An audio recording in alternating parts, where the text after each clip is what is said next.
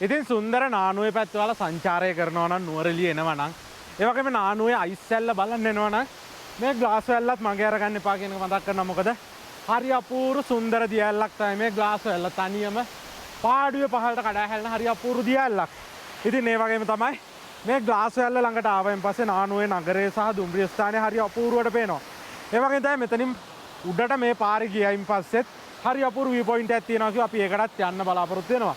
ඉතින් ඒක නිසා ඔයාලත් නානුවේ සංචාරය කරනවා නම් මේ ග්ලාස් වතු යායේ පිහිටලා තියෙන මේ හරි අපූර්ව සුන්දර මනමාලිය බලන්නත් එන්න අමතක කරන්න එපා. මොකද එයා බලන් ඉන්නවා.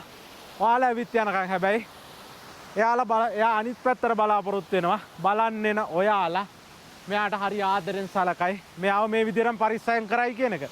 ඉතින් ඒකත් මතක තියාගෙන මේ සුන්දර ග්ලාස් වල ළඟටත් එන්න කියන එක මතක් කරනවා.